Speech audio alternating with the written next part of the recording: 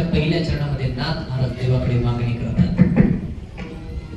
देवा माझे मन लागू तुझे चरणी. देवा हे माझं मन सदैव तुझ्या चरणाशी राहिलं पाहिजे. कशामुळे? त्याचं कारण. त्याच्या अगोदर एक प्रश्न तुम्हाला सगळ्यांना इकडे सांगू नका, विचारतो बसते.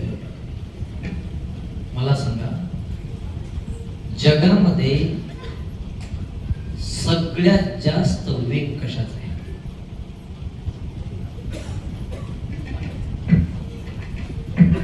विमानाचा, रेल्वेचा, हेलिकॉप्टरचा? कशाचा आहे? मनाचा. कशाचा आहे?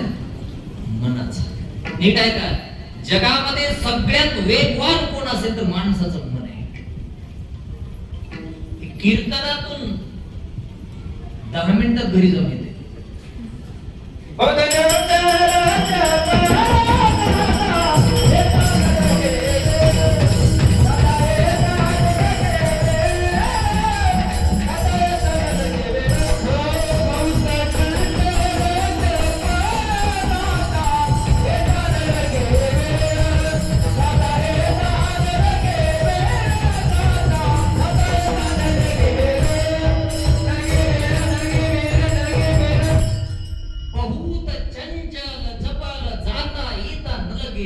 ऐका, जगामध्ये सगळ्यात जास्त वेग कशाचा असेल तर माणसाच्या मनाचा आहे. 10 मिनिटात कीर्तनातून घरी जात आहे, येते मला. 10 मिनिटात शेतात जनावराकडे जाऊन येते. 10 मिनिटात एखाद्या लग्नात जाऊन येते. चंचल असल्यामुळे कुठे जाऊन येते. आणि एक लक्षात ठेवा, कीर्तनामध्ये शरीर जेवढं महत्वाचं आहे त्याच्यापेक्षा मन जास्त महत्वाचं. काही लोक शरीराने कीर्तनत असतात पण मनाने प्रपंचातच बसलेली असतात. लक्षात ठेवा, सगळ्यात वेग कशाचा आहे? मनाचा. तुलसी रामायणामध्ये तुलसीदासांनी जगामध्ये कोणाचा वेग कोणापेक्षा किती जास्त आहे हे सांगितलंय. ऐका, त्याच्यामध्ये मनाला सगळ्यात पुढचं ठरवलंय. तुम्ही लक्षात ठेवा. पहिल्यांदा तुलसीदासांनी पहिला वेग सांगितला जास्त, देवाचं वाहन गरुडाचं. ऐका, पहिल्यांदा जास्त वेग सांगितला गरुडाचा. गरुडापेक्षा जास्त वेग सांगितलाय सुदर्शन चक्राचा. सुदर्शन चक्रापेक्षा जास्त वेग सांगितलाय रामाच्या बाणाचा. आणि रामाच्या बाणापेक्षा वेग सांगितलाय जास्त माणसाच्या मनाचा. पहिला वेग गरुडाचा, त्याच्यानंतर चक्राचा, त्याच्यानंतर बाणाचा, आणि बाणापेक्षा जास्त वेग आहे माणसाच्या मनाचा. हे मन इतकं चंचल आहे, चपल आहे. थांबाय पाहिजे तिथं थांबत नाही, आणि जिथं थांबण्याची गरज नाही थांबल्याशिवाय राहत नाही. चला, प्रपंचामध्ये रमायची गरज नाही, रमल्याशिवाय राहत नाही. देवामध्ये रमावं पण हे तिथं रमत नाही. लक्षात ठेवा, कितीही या मनाने प्रपंचात रमू द्या, एकदा जर ते देवाकडे गेलं परत माघारी येत नाही.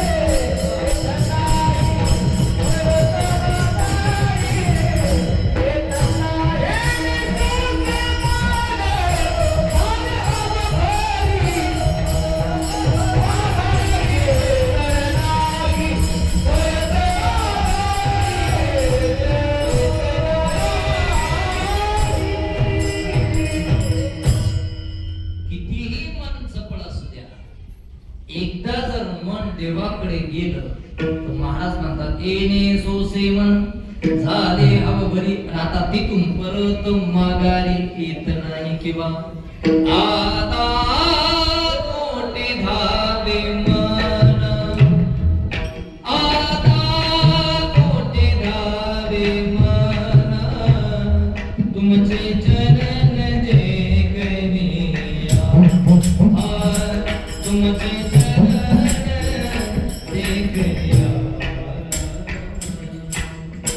देवा. कितीही मन चंचल असू दे, चपल असू दे, पण एकदा जर तुझ्याकडे आलं तर आता कोटे धावे मन, तुमचे चरण देखील त्याच्या पुढे परत माघारी येत नाही.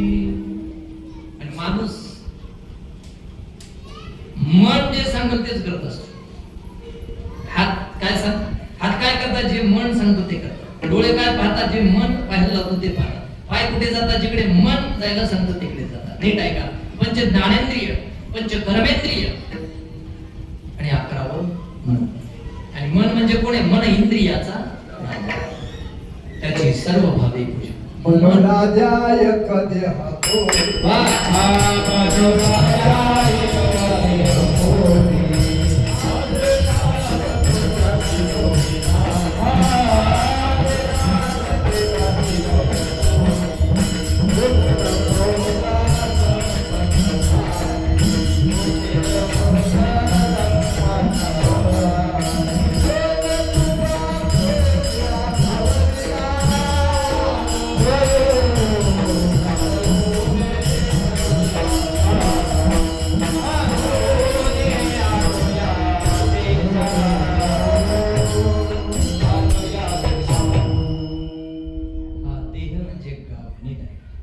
देह म्हणजे गाव आहे किंवा नगर आहे. आणि हे गाव नगर चालवण्यासाठी पंच ज्ञानेंद्रिय आणि पंच कर्मेंद्रिय हे सदस्य आहेत आणि मन त्याचा सरपंच किंवा राजा आहे. मन जे सांगतं ते इंद्रिय करतात. मन मग चांगलं सांगणं असं काही नाही. त्यानं वाईट जर सांगितलं इंद्रिय वाईट करतात. माणसाकडून पाप होतं आणि माणसाचं वाटोळ होतं. विठाला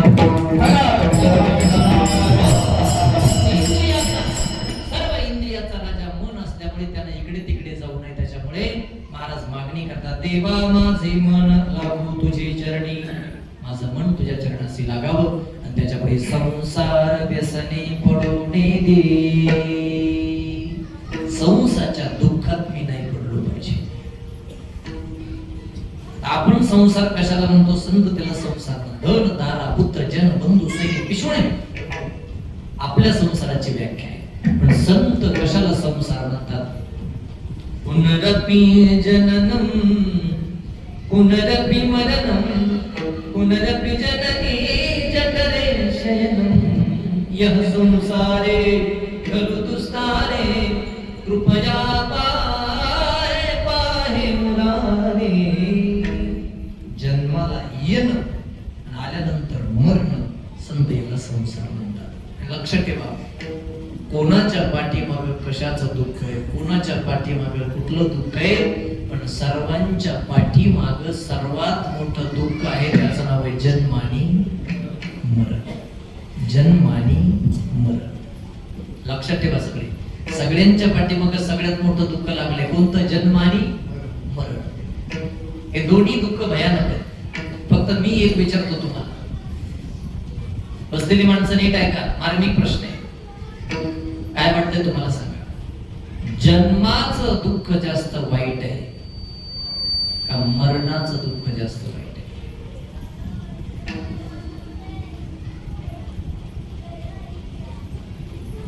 झोपलं तर?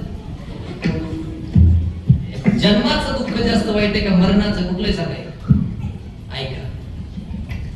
लोकांना मरताना पाहतो आपण.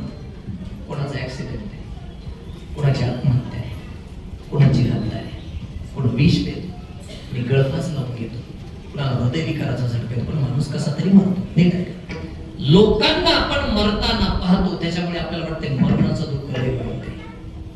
त्याच्याही पेक्षा जन्माचं दुःख जास्त वाईट आहे. फक्त कसे जन्माला आलो ते आपल्याला माहिती जाणवत म्हणून सांगता येते. मरणाचं का सांगता येते? लोक मरताना पाहतो म्हणून सांगता येते. नीट ऐका. दोन्ही दुःखाला जर तराजूमध्ये टाकलं, नीट ऐका, जन्माच्या आणि मरणाच्या दुःखाला जर तराजूमध्ये टाकलं तर पारड सारखंच आहे. एका चढीत एक दुःख आहे. जन्म घेताना विष्ठेमध्ये राहवलं ताईच्या गर्भात, किती त्रास आहे. विष्ठा देवचो ही कडे नाके तोंडी लई त्रास आहे जन्म घेताना, पण कळत नाही, जाणवत नाही. सोडा. त्याच्यापेक्षा मरताना दुःख आहे. किती? एक रुमाच्या काही सहस्र इंच वाचले पाहिजे. सहस्र म्हणजे 1000. मरताना किती दुःख आहे ऐका. असं सांगितलंय, समजा एखाद्या माणसाला एका वेळी 1000 विंचू चावले. समजा मी काय म्हणाल नीट ऐका.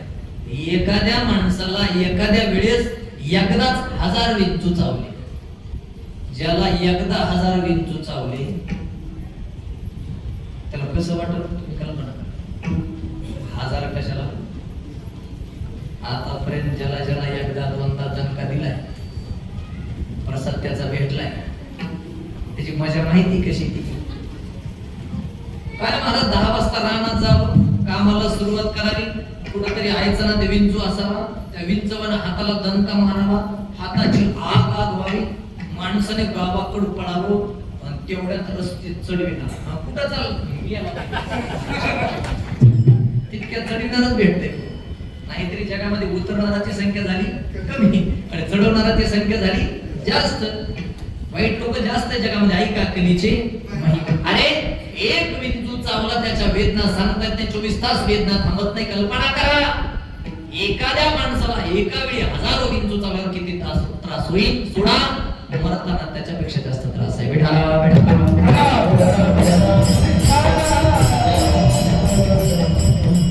नका. मरताना न सांगता येणारा त्रास होणार आहे, सोडा. पण मरताना ज्याच्या मुखामध्ये भगवंताचं नाव येईल त्याला कुठला त्रास होणार नाही, हे लक्षात ठेवा. संत कशाला आहेत मग? ऐका, जन्म आणि मरण संत याला संसार म्हणतात. आणि या जन्म मरण रूपी संसारामध्ये मला पडू देऊ नको. संसार व्यसनी पडू नाही दे महाराज. बस तुम्हाला त्या दुःखामध्ये टाकणार नाही, तुमचं मन प्रपंचाकडे जाऊ देणार नाही, माझ्या चरणाशी ठेवील. अजून काय पाहिजे का? मागणी केली नाथ महाराजांनी दुसऱ्याचं नाम स्मरण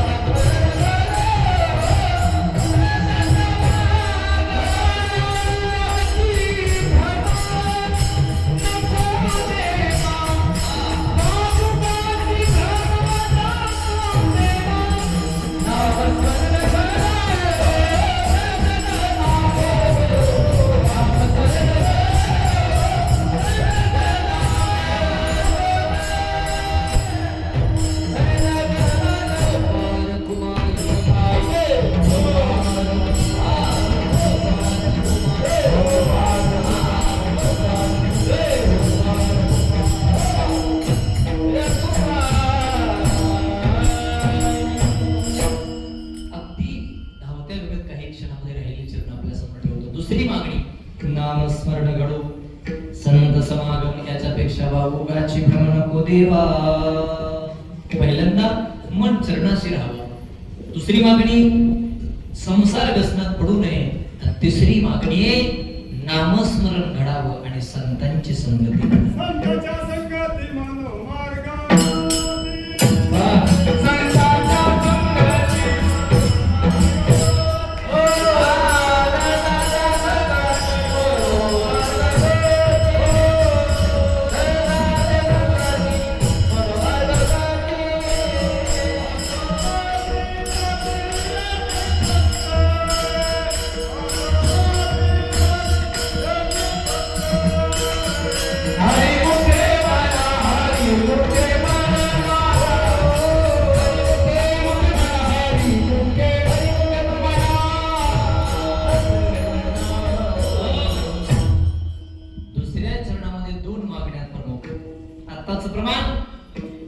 संतांची संगती जीवनामध्ये घडली पाहिजे. संत समागम. मला एक सांगतो मी सगळ्यांना, माऊलीच्या हरिपाठाचा आधार घेऊन नीट ऐका.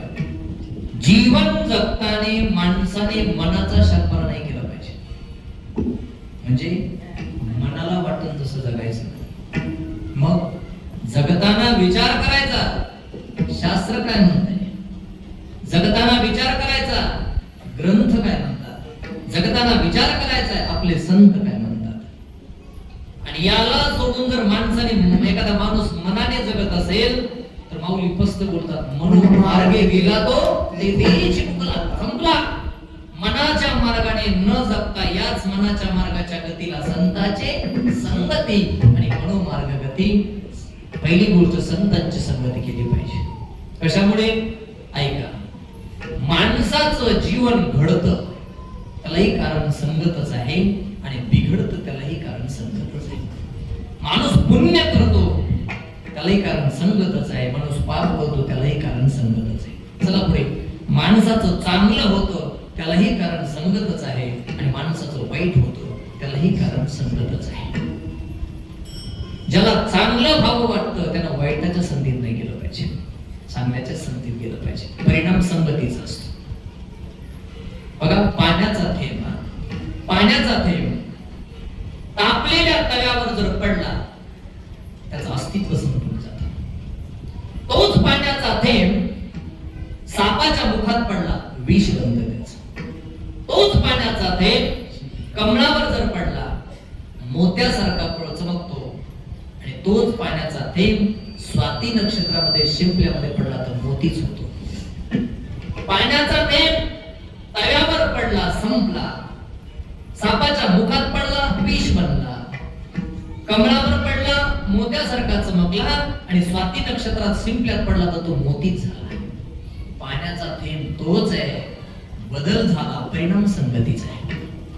आयऱ्या गैऱ्याची संगत करण्यापेक्षा संत समागम व संतांची संगती करा, आणि त्याच्याही पुढे नामस्मरण करा. नामस्मरण घडो संत समागम. मी तुम्हाला सांगतो, जे संतांनी सांगितले ते माझं ऐकू नका, जे संतांनी सांगितलं त्यांचं ऐका. बघा, माणसाने दैनंदिन जीवन जगत असताना रोज आपल्या घरामध्ये एकांतामध्ये 10-5 मिनिटं बसलं पाहिजे. 10-5 मिनिटं बसून येतंय त्या आवडतंय त्या देवाचं नामचिंतन केलं पाहिजे. याच देवाचं करा, त्याच देवाचं करा असं काही हट्ट कुठल्या संतांचा. मी तुम्हालाही सांगतो, सकाळी किंवा संध्याकाळी आपल्या घरामध्ये 10-5 मिनिटं एकांत काढा, आणि त्या एकांतामध्ये देवाचं भजन करा. तुम्ही भजन करा, पुण्य काय दुसऱ्याला जाणं तुम्हालाच येणार आहे. ऐका, मी एक प्रश्न विचारतो तुम्हाला मार्मिक, मला थांबायचं काही क्षणात. मला सांगा, हे देवाचं भजन वेळ मिळेल तेव्हा केलं पाहिजे का वेळ काढून केलं पाहिजे? सगळे म्हणते वेळ काढून केलं, काढीत कुणी नाही. वेळ काढीत कुणी नाही, पण काढून केलं पाहिजे. काही काही माणसं तर म्हणतात, महाराज वेळ काढून भजन म्हणता, तुम्हाला काय सांगाय, आम्हाला मरायला वेळ नाही. मराय कुठे वेळ लागत असते का? संपलं की माणूस मरते म्हणून वेळ काढून भजन करा. ऐका, वेळात जास्तीत जास्त 10 मिनिटं, पण कमीत कमी 5 मिनिटं आपल्या घरातील देवा पुढे बसा, आणि येतंय त्या आवडते त्या देवाचं भजन करा. का? 2 गोष्टी तुम्हाला मिळतील. पहिली गोष्ट, अनंत जन्मोनी पुण्य होय. ज्ञानदेवा ध्यानी रामकृष्ण म्हणी, आणि अनंत जन्मोनी किंवा पुण्याची गणना. आणि दुसरी गोष्ट, जळतील पापे जन्मांतर. म्हणून नामस्मरण घडो संत समागम, वागुगाची भ्रम नको देवा. 1 संतांची संगत घडावी. 2 नामस्मरण घडावती. संसाराच्या दुःखात पडू नये. 4 मन तुझ्या चरणाशी राहावं. आणि त्याच्या पुढची महत्वाची मागणी आजच्या कार्यक्रमाच्या संबंधाने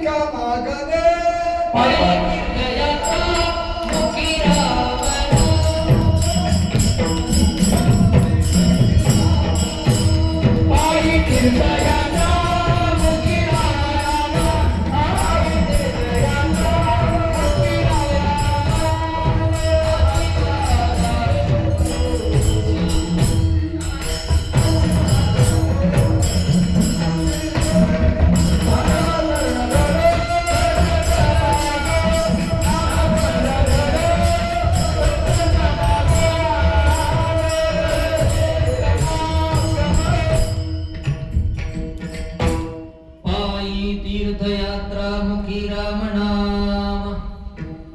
तिसऱ्या चरणात अतिशय महत्वाची मागणी केली की ज्या साधनेच्या सांगतेचं कीर्तन आपण करत आहोत. पायी तीर्थयात्रा.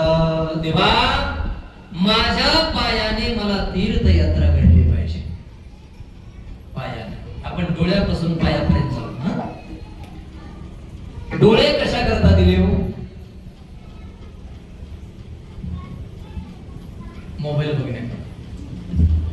ऐका, 1 डोळ्याने चांगलं बघावं, आणि 2 डोळ्याने देवाला पाहावं. डोळे तुम्ही घ्यावे सुख, पहा विठोबाचे मुख.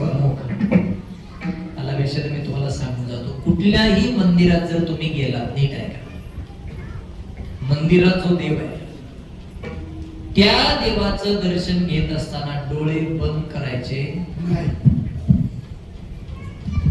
नाही. काही माणसं लई दुर्दैवी 15 तास पांडुरंगाच्या दर्शन बारीत उभा राहते. 15 तास. कालच्या अधिक महिन्यामध्ये आतापर्यंत ओळखीने आणि वशिल्याने दर्शन घेतलं गुरुजी मी लय वेळा. पण आतापर्यंत जीवनात पहिल्यांदा इमानदारीने दर्शन घेतलं 8 तास लागले अधिक मास 8 तास.